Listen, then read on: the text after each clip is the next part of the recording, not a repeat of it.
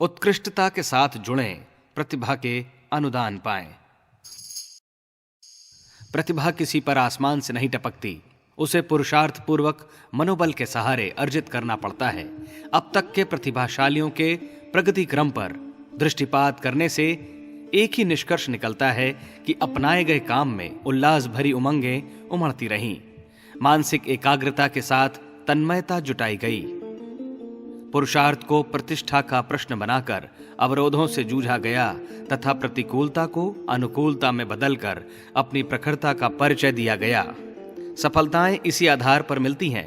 सफलता मिलने पर हौसले बुलंद होते हैं, दूने उत्साह से काम करने को जी करता है। इस प्रयास में प्रतिभा विकसित होती है और परिपक्व भी बनती है। उत्कर्ष यही है। अभ्युदय का श्रेय इसी आधार पर आंका जाता है। 21वीं सदी प्रतिभावानों की क्रीड़ा स्थली होगी।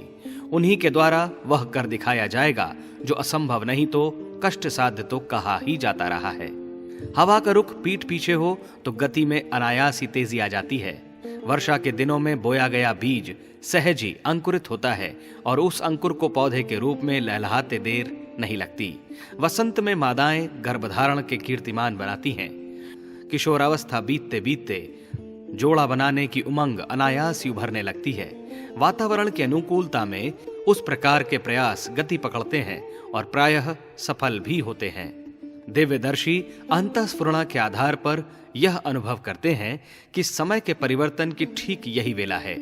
नवयुग के अरुणोदय में अब अधिक विलंब नहीं है। जनमानस वर्तमान अवांछनीयताओं से खींच और ऊब उठा है। उसकी आकुलता आतुरता के साथ वह दिशा अपना रही है जिस पर चलने से घुटन से मुक्ति मिल सके और चैन की सांस लेने का अवसर मिल सके। साथ ही विश्व वातावरण ने भी अपना ऐसा निश्चय बनाया है कि अनौचित्य को उलटकर औचित्य को प्रतिष्ठित करने में अनावश्यक विलंब न किया जाए। उथल पुथल के ऐसे चिन्ह प्रकट हो रहे हैं जो बताते हैं कि नियति की अवधारणा सदाशयता की ज्ञान गंगा का अवतरण आज की आवश्यकता के अनुरूप इन्हीं दिनों बन पड़ना सुनिश्चित है। दुर्दांत रावण का अंत होना था तो 2 तापसी युवक ही उस विशाल परिकर को धराशाही करने में समर्थ हो गए। दुर्धर्ष हिरण्यकशिपु हारा और प्रहलाद का सिक्का जम गया। समय आने पर किसी दिग्भ्रांत करने वाले झाड़ झंकाड़ों के जंगल को दावानल बनकर नष्ट करने में एक चिंगारी भी पर्याप्त हो सकती है। प्रलय की चुनौती जैसी ताड़का को राम ने और पूतना को कृष्ण ने बचपन में ही धराशायी कर दिया था। महाकाल का संकल्प यदि युग परिवर्तन का तारतम्य इन्हीं दिनों बिठा ले तो किसी को भी आश्चर्य नहीं होना चाहिए। निकट भविष्य की कुछ सुनिश्चित संभावनाएं ऐसी हैं जिनमें हाथ डालने वाले सफल होकर ही रहेंगे। अर्जुन की तरह नियति द्वारा पहले से ही मारे गए विपक्षियों का हनन करके अनायास ही श्रेय और प्रेय का दोहरा लाभ प्राप्त करेंगे। इसी माहौल में उन्हें प्रतिभा परिवर्धन का वह लाभ भी मिल जाएगा जिसके आधार पर मूर्धन्य युग शिल्पियों में उनकी गणना हो सके। अगले दिनों प्रचलित दुष्प्रवृत्तियों में से अधिकांश अपनी मौत मरेंगी। जिस प्रकार शीत ऋतु में मक्खी मच्छरों का प्रकृति परंपरा के अनुसार अंत हो जाता है, अंधविश्वास, मूढ़ मान्यताएं, रूढ़ियां, अंध परंपराएं, दूरदर्शी विवेकशीलता का ऊषाकाल प्रकट होते ही उल्लू चमगादड़ों की तरह अपने कोठरों में जा घुसेंगी। संग्रही और अपव्ययी जिस प्रकार अपना अपना दर्प दिखाते हैं, उसके लिए तब कोई आधार शेष न रहेगा।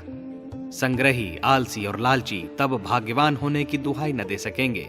एक और भी बड़ी बात यह होगी कि चिरकाल से उपेक्षित नारी वर्ग न केवल अपनी गरिमा को उपलब्ध करेगा, वरन उसे नर का मार्गदर्शन, नेतृत्व करने का गौरव भी मिलेगा। पिसे हुए, पिछड़े हुए ग्राम उभरेंगे और उन सभी सुविधाओं से संपन्न होंगे जिनके लिए उस क्षेत्र के निवासियों को आज शहरों की ओर भागना पड़ता है। समता और एकता के मार्ग में अड़े हुए अवरोध एक एक करके स्वयं हटेंगे और औचित्य के विकसित होने का मार्ग साफ करते जाएंगे। सम्मान वैभव को नहीं, उस वर्चस्व को मिलेगा जो आदर्शों के लिए उत्सर्ग करने का साहस संजोता है। पाखंड का कुहासा पिछले दिनों कितना ही सघन क्यों न रहा हो, अगले दिनों उसके और लंबे समय तक पैर जमाए रहने की कोई संभावना नहीं है। इन तथ्यों के प्रकटीकरण पर विश्वास करते हुए जो तदनुरूप अपनी गतिविधियों में परिवर्तन करेंगे वे हर दृष्टि से नफे ही नफे में रहेंगे। आज का दृष्टिकोण जिसे घाटा बताता है, उपहासास्पद बताता है, कल वैसी स्थिति न रहेगी। लोग वास्तविकता को अनुभव करेंगे और समय रहते अपनी भ्रांतियों को बदल लेंगे। जीवंतों और जागृतों को इन दिनों युग चेतना अनुप्राणित किए बिना रह नहीं सकती। उन्हें ढर्रे का जीवन जीते रहने से ऊब उत्पन्न होगी और चेतना अंतराल में ऐसी हलचलों का समुद्र मंथन खड़ा करेगी, ऐसा कुछ करने के लिए बाधित करेगी जो समय को बदलने के लिए अभीष्ट एवं आवश्यक है। सांप नियत समय पर केंचुली बदलता है। अब ठीक यही समय है कि प्राणवान प्रज्ञावान अपना केंचुल बदल डालें, अपनी समग्र क्षमता संजोकर दृष्टिकोण में ऐसा परिवर्तन करें जिससे भावी क्रियाकलापों में ऐसे तत्वों का समावेश हो जिन्हें अनुकरणीय अभिनंदनीय माना जा सके। अंतराल में उत्कृष्ट उमंगें और क्रियाकलापों का, आदतों का नए सिरे से ऐसा निर्धारण करें जो युग शिल्पियों के लिए प्रेरणाप्रद बन सके।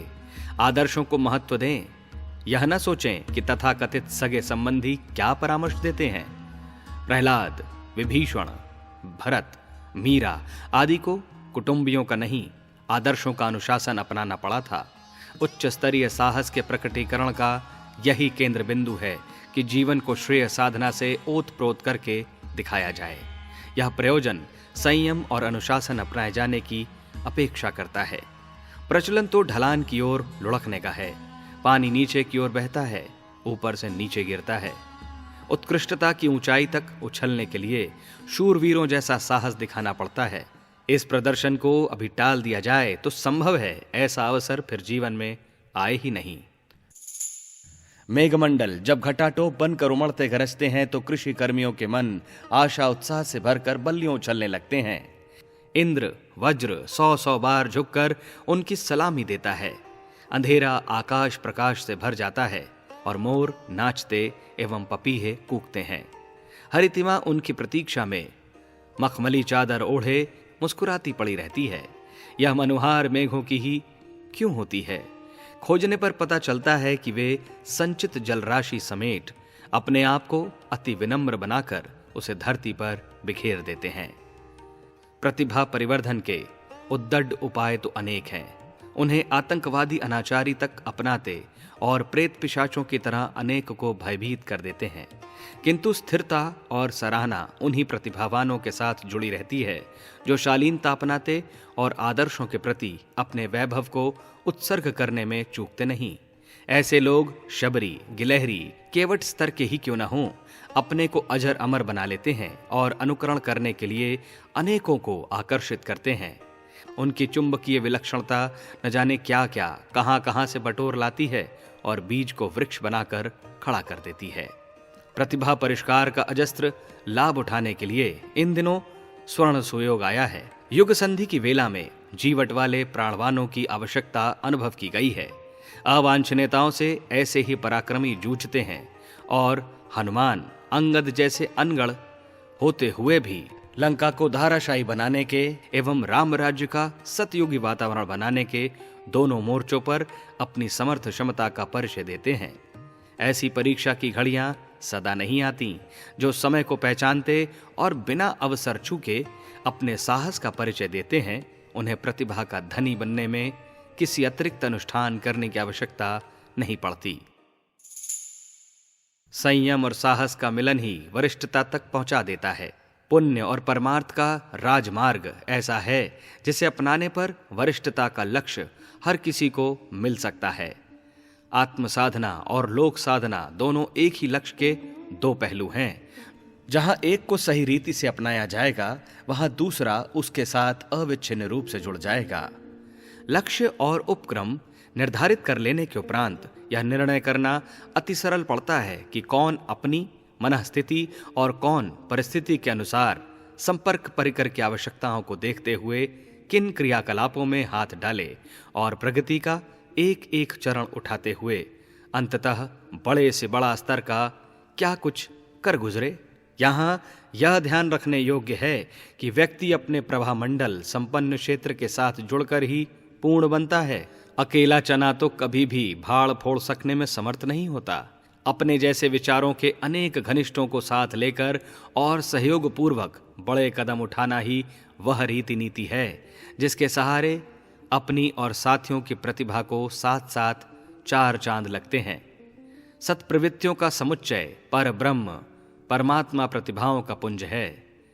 उसके साथ संबंध जोड़ने पर संकीर्ण स्वार्थपरता में तो कटौती करनी पड़ती है, पर साथ ही यह भी सत्य है कि अग्नि के साथ संबंध जोड़ने वाला ईंधन का ढेर ज्योतिर्मय ज्वालमाल की तरह दमकने लगता है। उत्कृष्टता के साथ जुड़ने वालों में से किसी को भी यह नहीं कहना पड़ता कि उसे प्रतिभा परिकर के भांडागार में से किसी प्रकार की कुछ कमी हस्तगत उपलब्ध हुई है। दिशा निर्धारित कर लेने पर मार्गदर्शक तो पग पग पर मिल जाते हैं। कोई न भी मिले तो अपनी ही अंतरात्मा उस आवश्यकता की पूर्ति कर देती है। प्रतिभा का धनी न कभी हारता है और न अभावग्रस्त रहने की शिकायत करता है। उसे किसी पर दोषारोपण करने की आवश्यकता ही नहीं पड़ती कि उन्हें अमुक ने सहयोग नहीं दिया या प्रगति पथ को रोके रहने वाला अवरोध अटकाया। प्रतिभा ही तो शालीनता और प्रगतिशीलता की आधारशिला है।